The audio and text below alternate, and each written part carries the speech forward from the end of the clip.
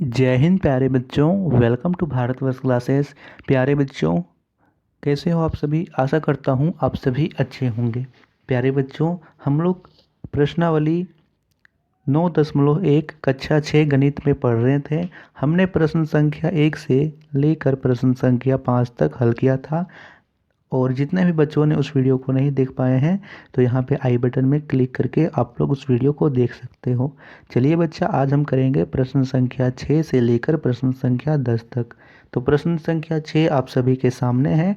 प्रश्न ध्यान से पढ़ेंगे। प्रश्न कहता है, संलग्न आकृति देखकर निम्नलिखित के नाम लिखिए। और इससे संबंधित 3 प्रश्न हैं। पहले इसमें आपको 4 रेखाखंड के नाम लिखने हैं। दूसरा प्रश्न में आपको 4 किरण के नाम लिखने हैं। और तीसरा प्रश्न में आपको 4 रेखा के नाम लिखने हैं। तो सबसे पहले यहाँ पहला प्रश्न सीखेंगे रेखाखंड। रेखाखंड क्या होते हैं?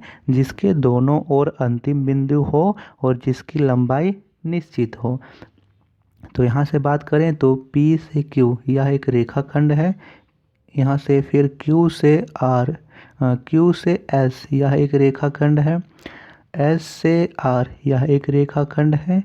और R से P यह एक रेखाखंड है, क्योंकि इसकी लंबाई निश्चित है, इसके दोनों ओर अंतिम बिंदु है। तो लिखेंगे PR इधर से, फिर यहाँ से PR के बाद PQ, फिर यहाँ से लिखेंगे QS और अंतिम में लिखेंगे बच्चा RP, R से P। तो PR, PQ, QS और RP रेखाखंड है।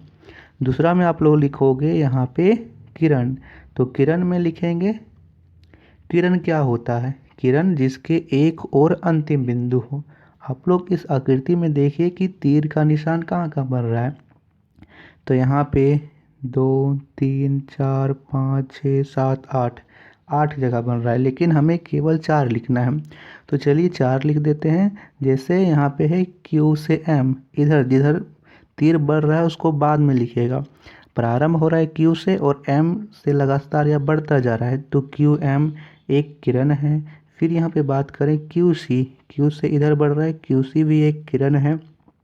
फिर इधर लिखेंगे हम लोग LA, L यहाँ पे है L और L से A, LA नहीं होगा यहाँ पे होना चाहिए PA।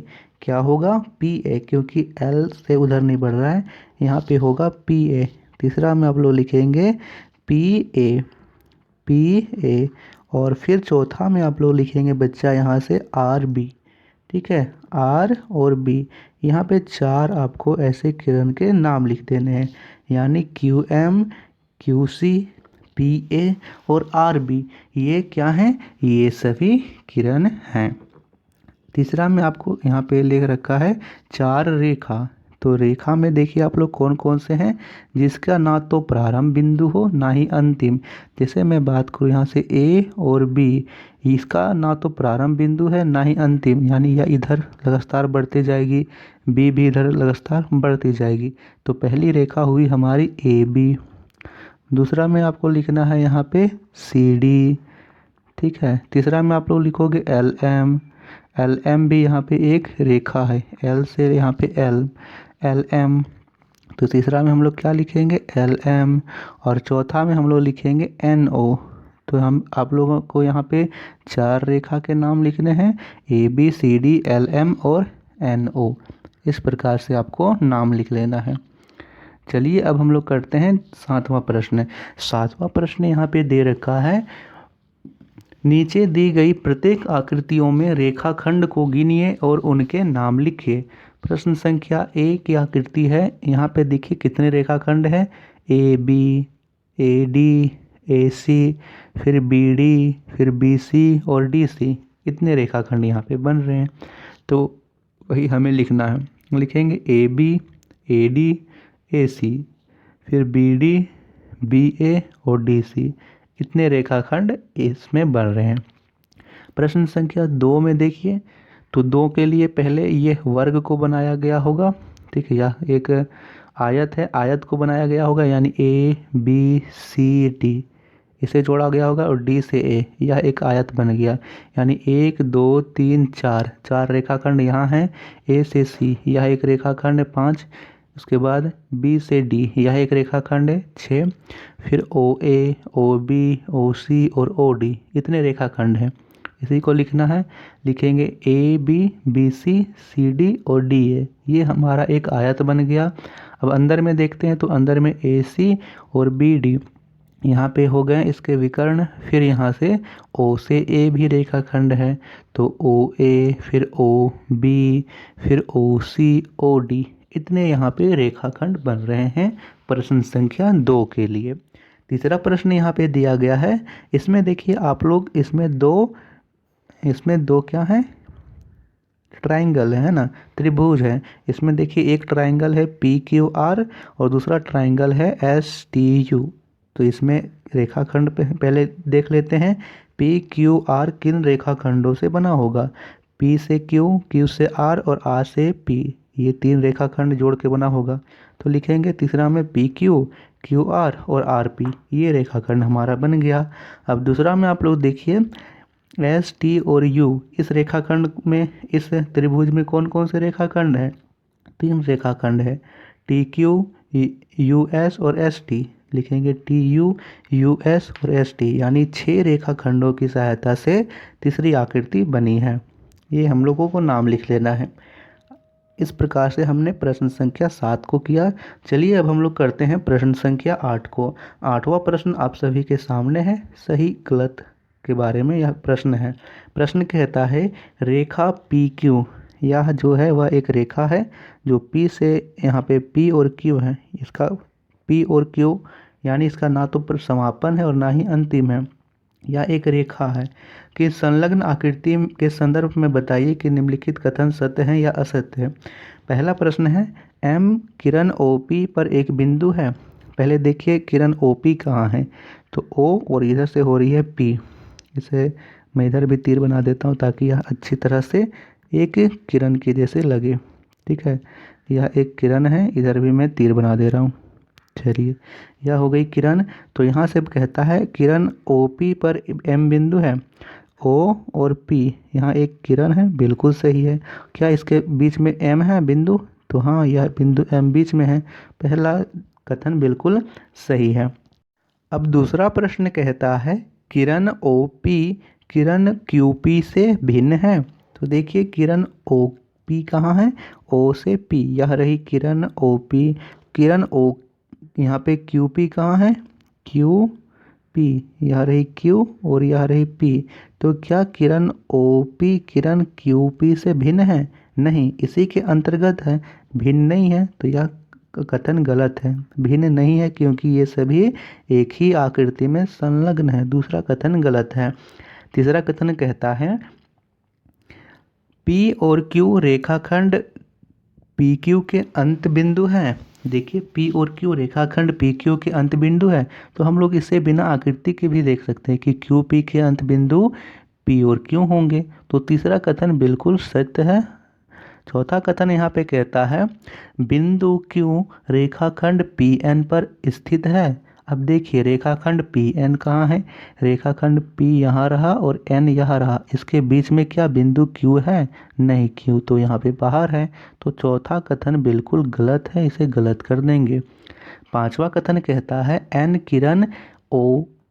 किरण QP का प्रारंभिक बिंदु है। QP का प्रारंभिक बिंदु कहाँ है, देखिए Q यहाँ रहा और P यहाँ पे है। QP का प्रारंभिक बिंदु क्या N है, नहीं, इसका प्रारंभ तो Q से हो रहा है, तो N क्यों होगा, N नहीं होगा, N तो यहाँ पे बीच में आएगा।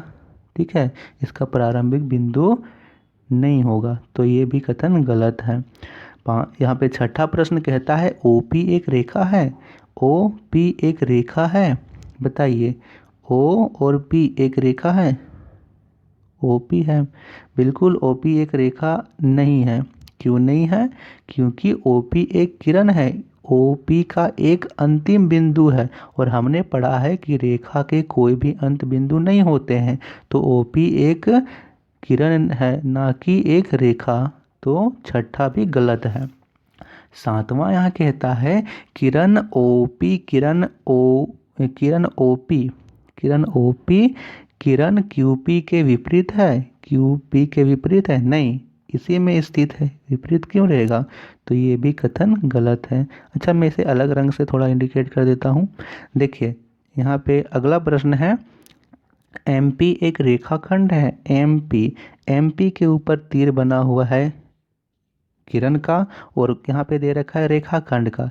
तो ये तो गलत है, हम लोग इसे बिना आकृति से भी देख सकते हैं, क्योंकि एमपी के ऊपर बना हुआ है तीर या एक किरण का, और यहाँ दे रखा है रेखाखंड, तो ये तो गलत है। इस प्रकार से हमने इस प्रश्न को किया। क्या बच्चा आपको इस प्रश्न में किसी प्रकार का डाउट है? अगर आपको इस प्रश्न में डाउट होगा तो आप लोग कमेंट्स कर सकते हो। चलिए अब हम लोग करते हैं प्रश्न संख्या 9। प्रश्न संख्या 9 आप सभी के सामने है। प्रश्न कहता है, प्रश्न को ध्यान से पढ़िएगा, ठीक है? प्रश्न को ध्यान से पढ़िएगा तभी आप उत्तर सही कर सकते हो।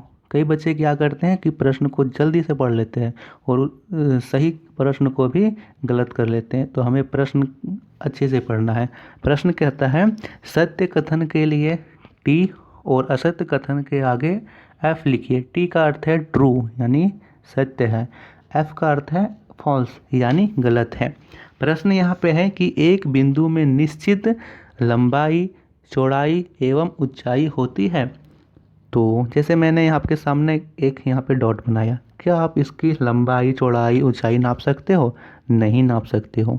तो लिखेंगे नहीं, ना तो बिंदु की लंबाई होती है, ना ही चौड़ाई होती है, ना ही ऊंचाई होती है। तो पहला कथन बिल्कुल गलत है, एफ लिखेंगे।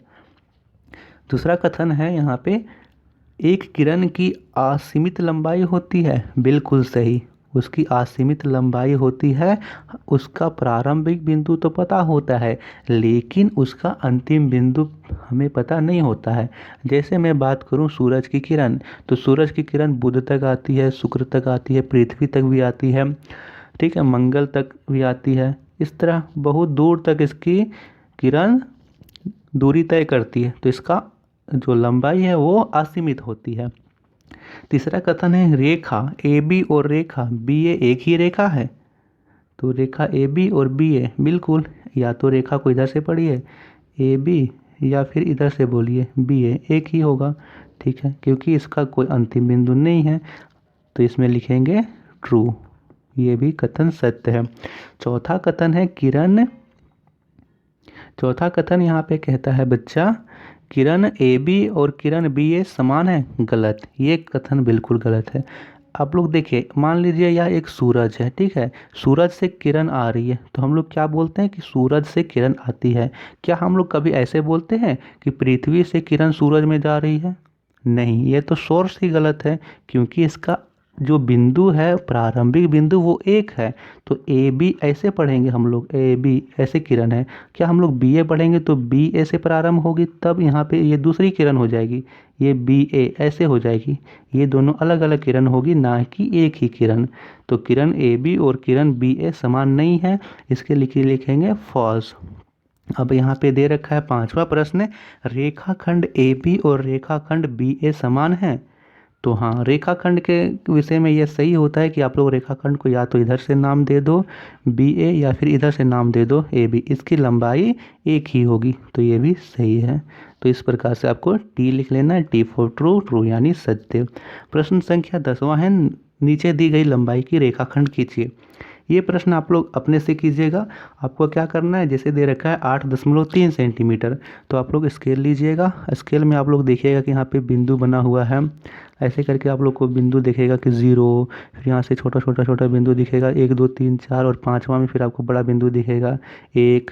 इसी तरह आपको देखना है। तो 0 से लेकर के यहाँ पे 8.5 तक आपको यहाँ पे रेखाखंड ऐसे खींच लेना है। इस प्रकार के प्रश्नों को आपने पार्ट 5 में भी किया था। तो इस प्रकार के प्रश्नों को आप आसानी से हल कर लोगे। तो बताइए बच्चों, आप लोगों को वीडियो कैसी लगी? इसी के साथ हमारा पार्ट 9 भी समाप्त हुआ। देखिए बच्चा, मैंने पार्ट 1 से लेकर पार्ट 9 तक आप सभी को अच्छी प्रकार से पढ़ाया है। जितने भी बच्चों ने वीडियो को नहीं देख पाया है, तो आप लोग प्लेलिस्ट से जाकर ज़रूर चेकआउट कीजिएगा। वीडियो पसंद आई तो वीडियो को लाइक शेयर ज़रूर कीजिएगा। थैंक यू बच्चा।